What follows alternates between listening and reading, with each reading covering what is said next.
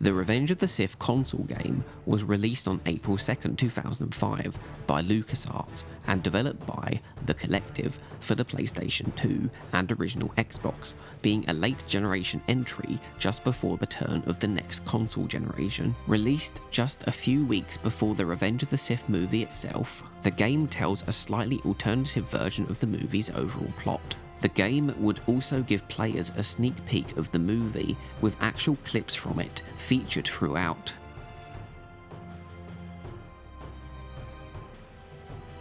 Being an alternate version of the Revenge of the Sith movie plot, the game tells borderline the same story, albeit with some differences, over the course of several levels that form multiple acts. The Battle of Coruscant plays out the same as the movie, with the game itself starting off by making our way through Grievous's capital ship, the Invisible Hand, with the first level, Rescue over Coruscant, being our introduction to the game, taking place within the hangar bay in control of Anakin.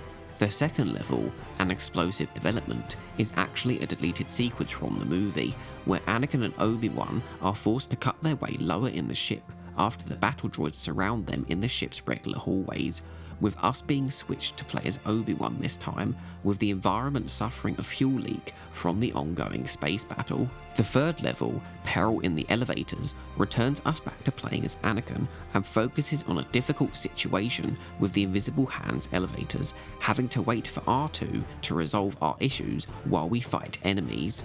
Afterwards, the first boss level, Settling the Score, begins, being an extended version of the Count Dooku duel featured within the movie. Dooku's death within the game is less gruesome than the movie. Instead of Anakin taking his head off, he gets impaled through the chest. We then play through an extended sequence of Obi-Wan, Anakin, and Palpatine trying to escape the Invisible Hand. During the level, It's Not Over Yet, Obi-Wan and Palpatine are conveniently cut off due to the ray shields, allowing us to play as Anakin on his own, ending the level meeting back up with the two. The following level, The General's Right Hand, has us in the ship's bridge, just after Anakin directly meets Grievous for the first time. The level takes another cue from a deleted sequence of the movie, but instead of fighting Grievous during the ship's shifting gravity, we instead fight Magna Guards, ending the game's first act as the level concludes. The next act has us breeze past all the Coruscant downtime to feature Obi-Wan's 3 levels on Utapau chasing after Grievous, with investigating Utapau and the cavalry arrives, before the Utapau act ends with showdown with Grievous, depicting an extended fight between Grievous and Obi-Wan, ending with the former's death, with his death also being different to the movie. We return to Anakin as we start the Dark Side act. First off is the Dark Side of the Force, where we have a boss battle against Mace Windu, ending in yet again another alternate death sequence. Order 66 is now upon us with The Hunt Begins. Anakin is now wearing his hood up and starting his Jedi killing spree with none other than Jocasta Nu. He fights Jedi throughout the temple to gain access to the temple signal beacon. The next level, The Final Lesson, has us up against 2 boss battles with Jedi Sindrolig, who is only seen briefly in the movie itself, and his Padawan, Sera Keto. We return to Obi-Wan as Order 66 reaches Utapau in a level fittingly titled Attack of the Clones. Here he has to fight his way to safety against the now deadly clone trooper forces occupying the planet. Anakin is sent to Mustafar in the next level, Assassination on Mustafar, as we have to fight our way through the Separatist Neimoidian forces, ending with us getting the ability to defeat the Separatist leaders directly in-game. We get one final regular level with Aftermath in the temple, as Obi-Wan and Yoda infiltrate the now clone-occupied Jedi temple in order to replace the temple signal beacon message with a warning to deter any surviving Jedi. The game ends with a level focusing on the infamous duel between Obi-Wan and Anakin, but the twist is we actually get 2 levels here, one as either character. The first, A Friendship in Flames, we play as Obi-Wan and experience the actual ending, where Obi-Wan defeats Anakin, but the second, the titular Revenge of the Sith, is probably the most well-known thing about this game, where we get a sort of what-if scenario of Anakin defeating Obi-Wan, which gives us an extra scene of Palpatine arriving on Mustafar to provide him with his signature red lightsaber, only for him to back but technically front, stab Palpatine and declare himself as the master of the galaxy.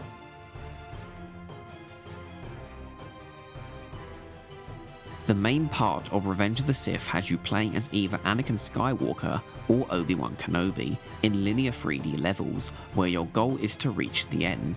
The game is classed within the action-adventure genre, though it can also be regarded as a Star Wars beat-em-up, with the game focused on using melee attacks with your lightsaber, chaining button presses to create different attack combos. Secondary attacks involving the use of force powers can be used, and these include force mind tricks and the ability to pick up and throw small enemies or objects, or freeze in place bigger enemies. Once Anakin has defeated Mace Windu, however, his force mind trick ability will be replaced with force lightning. If you hold down the regular attack buttons, a stronger force-infused attack will happen instead, though these need to be unlocked.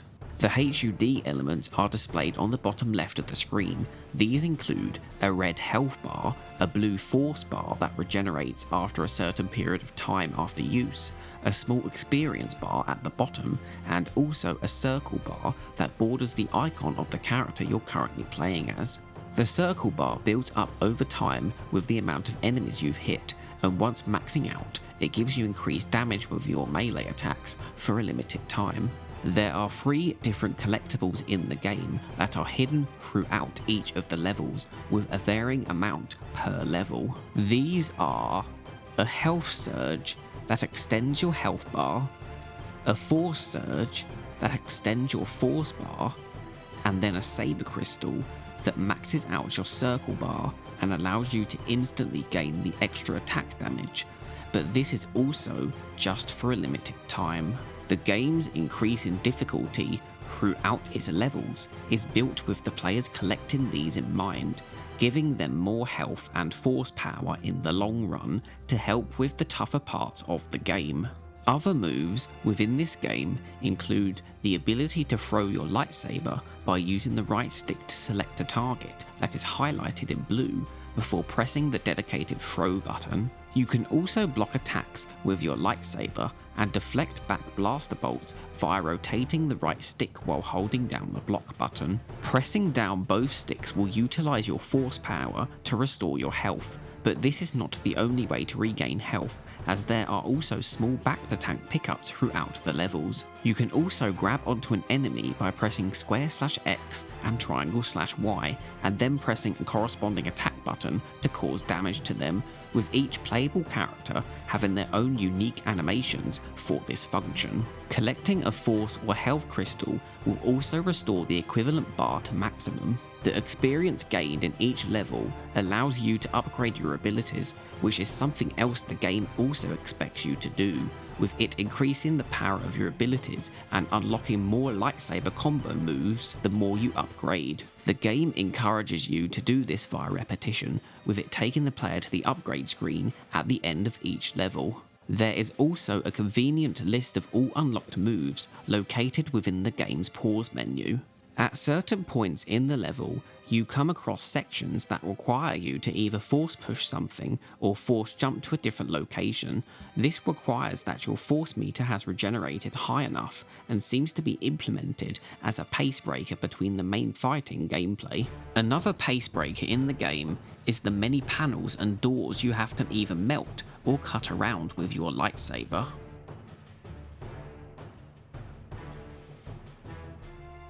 You come across many enemies that you have to defeat within each level.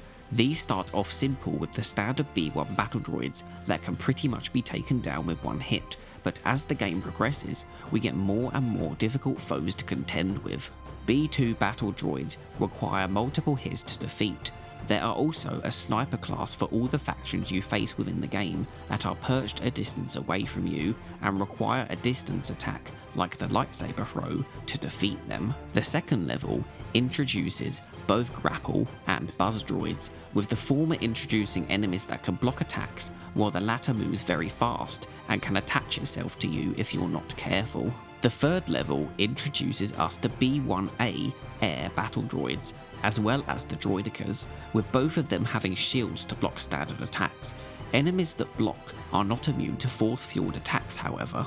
Magna Guards are more difficult to defeat than previous enemies, even having the chance to be cut up and thus attack you with just their top half. Once we reach the Utapau levels, we come across a more advanced version of the grapple droid, being a red variant which can slam the ground and generate dangerous energy blasts you cannot block.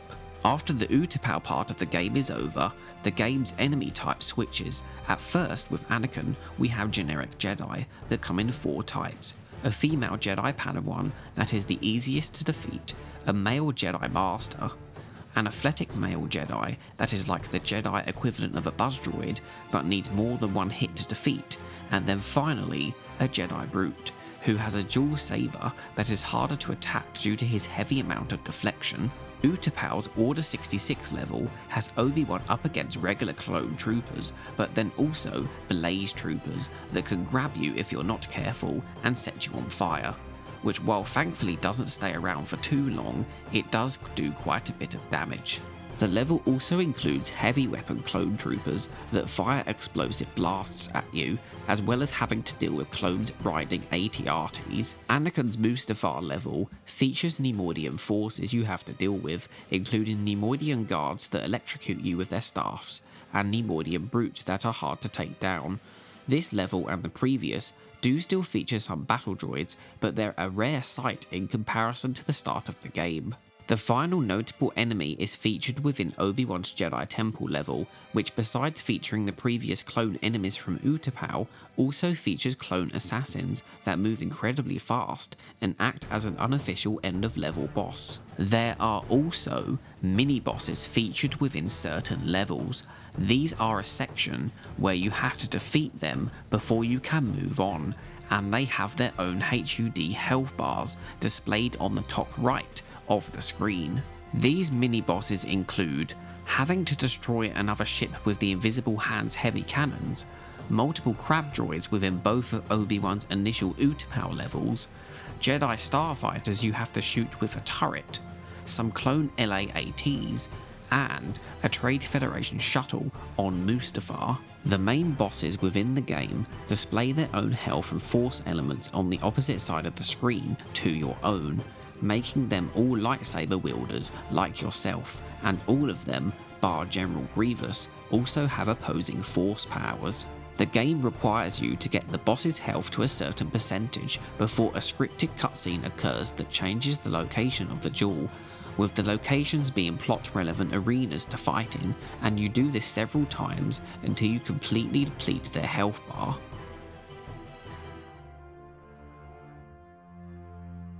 Besides the main story, Revenge of the Sith has several other game modes. The first of these, also located under single player, is bonus missions.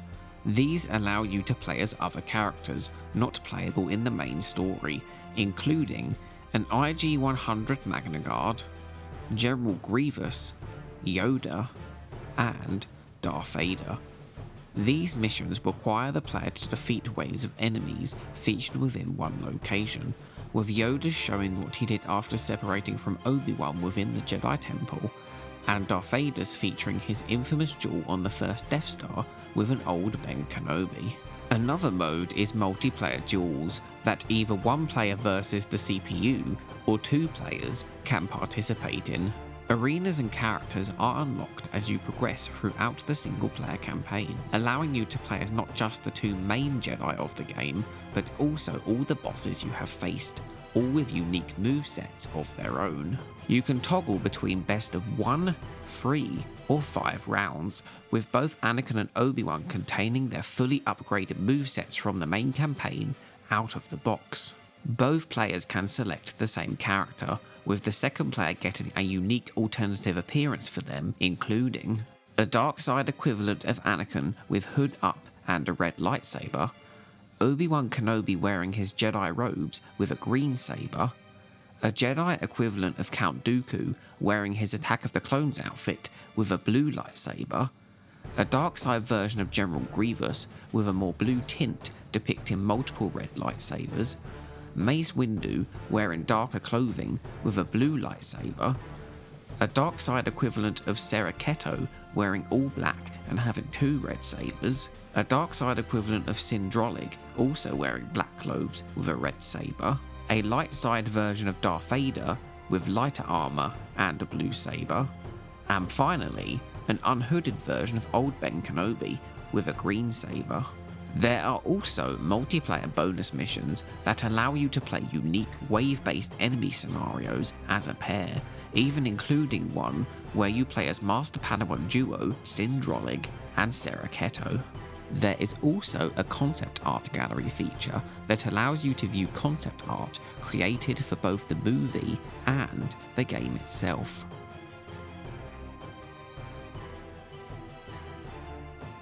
The FMV of different gameplay scenes that play when initially booting up the game shows Anakin's Force lightning in the level The Hunt Begins, setting a Jedi on fire. This is not the case within the finished game, showing how the FMVs were recorded from an earlier build. The FMV also ends with a sequence specifically created for the FMV of Anakin cutting up some battle droids within the same location as he duels Dooku.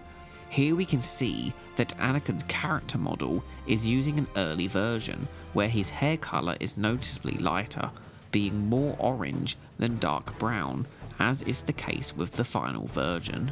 The movie clip before the Count Dooku boss level is actually an extended cut compared to the released movie. With Christopher Lee's "Just because there are 2 of you, do not assume you have the advantage" being cut from the final version of the movie. While the clips of the actual Revenge of the Sith movie feature their respective actors, the voiced actors for the in-game dialogue are all reprising their role from the 2003 Clone Wars micro show.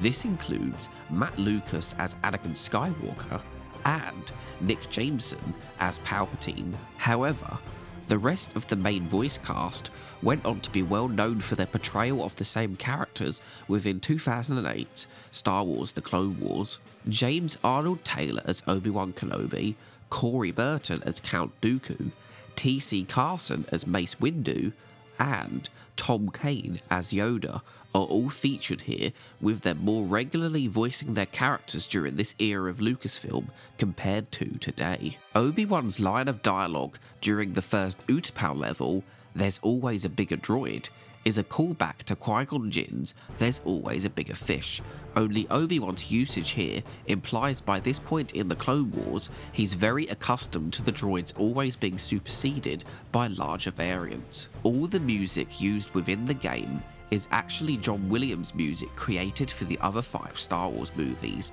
as this game's development predated the final mastering of the Revenge of the Sith soundtrack.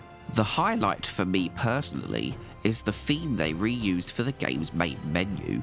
This is taken from a section of the Attack of the Clones piece, Return to Tatooine, being the most eerie part of that track. Its usage within this game has made me associate it much more with this game's main menu than its original intended use, and it has become my favourite piece of prequel-era Star Wars music because of this. There is a bit of discontinuity with R2-D2 within the 5th level, where R2 returns to Anakin and is told by him to stay with the Chancellor.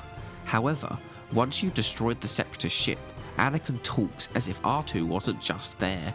It's odd, considering the developers had the clip of R2 returning to them from the actual movie taking place afterwards, so why they included him within this level is unknown to me. Sindrolig's Padawan, Seraketo, was created specifically for this game. At some point in development, it was slated that her and Sin would fight Anakin at the same time, though this is not the case in the finished game, with the traditional one-on-one duel being used instead, with the level containing the Padawan and Master fights one after the other. This could have been due to a difficulty issue, as I can imagine that having to duel 2 characters at the same time might have been a bit too steep of a difficulty curve for players, where both the CPUs could more than likely stun lock the player out of being able to fight back. Seraketo's moveset is similar to the likes of Clone Wars Season 3 onwards Ahsoka Tano and Asajj Ventress, being an acrobatic dual wielder with Serra's alternative appearance even somewhat resembling Ventress. The extra character of Darth Vader is able to perform Force lightning through his suit, despite the fact there is lore to state that he can't use lightning because it would short out his life support system. Further to this, Anakin's robotic hand doesn't even exist on the game's cover art. Hayden Christensen was involved with the creation of Anakin's moveset, making sure they added a bunch of his signature combos. Some of the droids featured in this game would go on to feature in the Clone Wars, with the Crab droid making an appearance in the Season 1 episode Bombad Jedi before a bunch of other episodes, and the Grapple droid almost making it into the show's planned for 7th season via the second episode of the Son of Dathomir story arc that went on to be adapted into a comic issue after the March 2013 cancellation.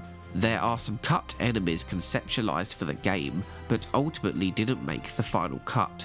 These include a buzz droid generator that would have been used to deploy the buzz droids we do see in the game, and a Grenadier droid.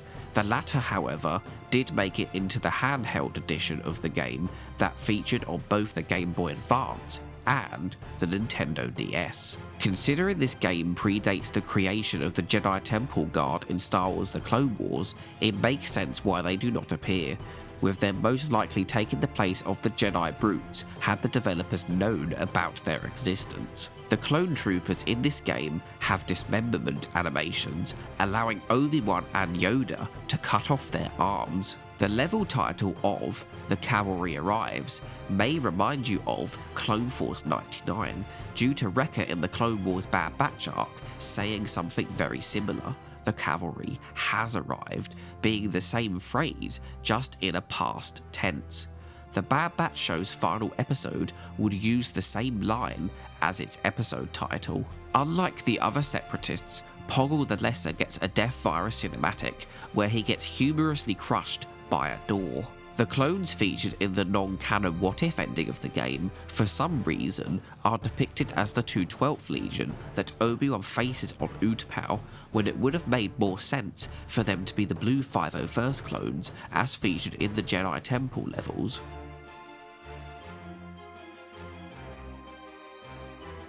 Revenge of the Sith being a game I played a lot in my childhood means I have spent a lot of time with it. Overall, I enjoy the gameplay, chaining combos and finding the most optimal way to defeat the many enemies.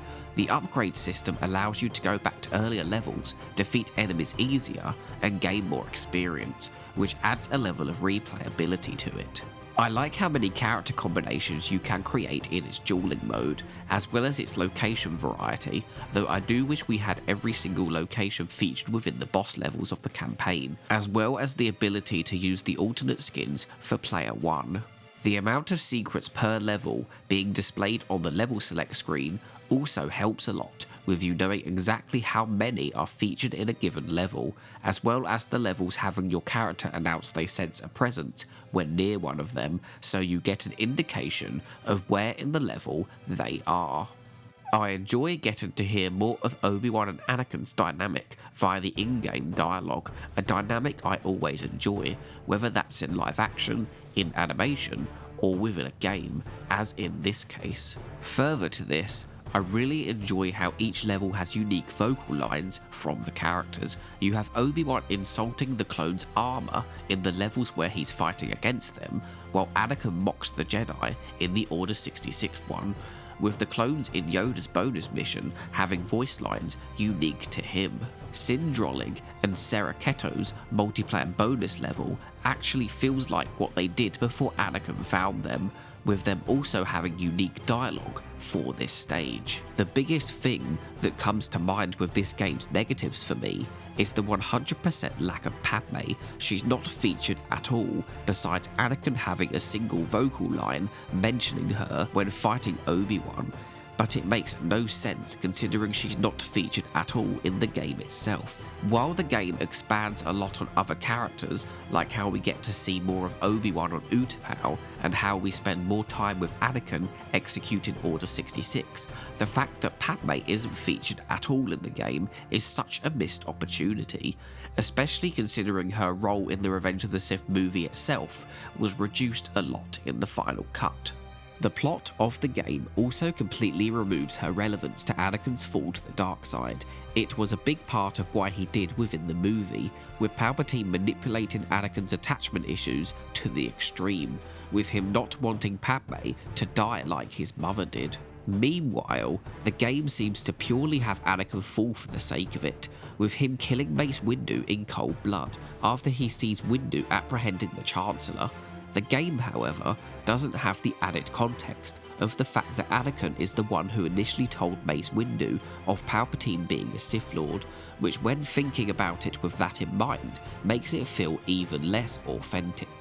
In the movie, you can really see Anakin is struggling, but the game doesn't convey this. It's weird to think that Jocasta Nu featured within the game, but somehow Padme didn't. Further to this, Padme does appear in the handheld iteration of the game, making her exclusion in this version all the more bizarre. For some reason, the main console Star Wars game releases in 2005, outside of LEGO Star Wars the video game, seem to be allergic to Padme, with her not appearing in that year's Battlefront 2 either, despite the fact a generic Naboo queen, modelled after her regal attire in The Phantom Menace, did appear.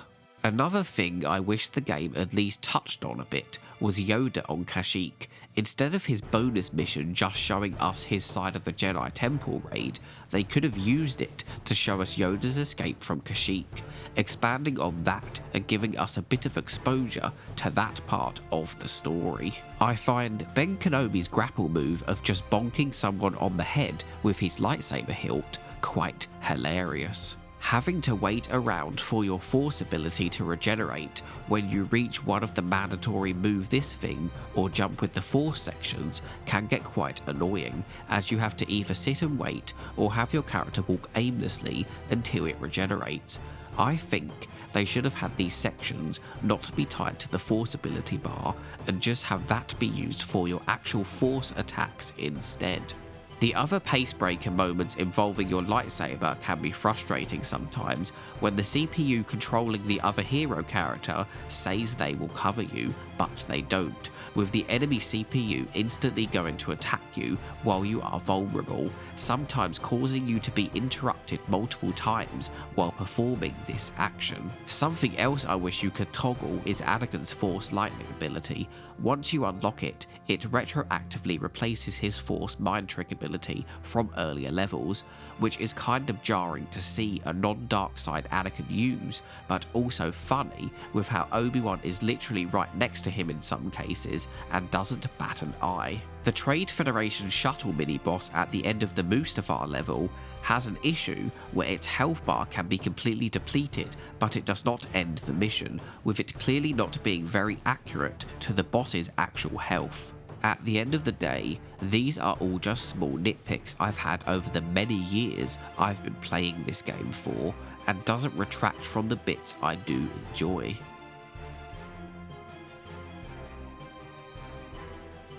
This game is one of my personal favourite Star Wars games, but based on what I've said previously, that doesn't mean I won't point out things that I personally think could have been better. Not only does it allow me to play an alternate version of my favourite Star Wars movie, it also allows me to experience a version of it with the voice actors I would later come to be more used to in the role of their characters than their live-action counterparts. I remember not finding out until much later about the blue highlight on objects actually being an intended feature to tell the player where their lightsaber will go if they throw it. I always thought this was just a random glitch with the game. Further to this, I must have misread the bit in the game that explains that you can move the right stick while blocking to deflect firepower back at your enemies, as this is something I also did not realise you could do until much later. I also remember my disc got to the point where sometimes the ending of Anakin's Order 66 level would freeze up while trying to destroy the Jedi starfighters. I also think that the hardest thing for me in the game was the LA-18 mid-level boss that you deal with during Obi-Wan's Order 66 ordeal. While this game is on Xbox backwards compatibility, I hope that one day it will get a modern port. I don't think it needs much work, with the game's lower polygon models adding to its now what would be called retro charm, even though I don't personally feel like it'll ever be retro to me, as I grew up with this era of gaming, where games didn't exactly have a photorealistic look to them, and we were fine with it, because we enjoyed the gameplay. Having replayed this game specifically for this video, it has made me remember both the bits I loved about it, as well as the bits that irritated me, but the latter doesn't stop the fact that it's one of the pre-Clone Wars cornerstones that helped make Star Wars one of my most favourite franchises. The addition of widescreen and availability on modern PlayStation platforms and PC with keyboard and mouse support would help make the game a lot more accessible to modern players, which I think the game deserves, and something that I think Lucasfilm Games should have taken advantage of for its 20th anniversary. I now have an active channel membership available. This will grant you exclusive perks like emojis in the comments, usernames listed in my outros, and updates to what's coming next posted exclusively for members in the community tab. But the best feature is you get 5 days early access to new videos, and you will be supporting me at the same time. To find out more, you can click the join button on my channel page. Thank you to anyone who considers becoming a channel member. Thank you for watching. Please see the video description below for interesting links, sources and credits. My current goal is to reach 1,000 subscribers, so if you enjoyed, please like, subscribe and comment. Until the next time, goodbye.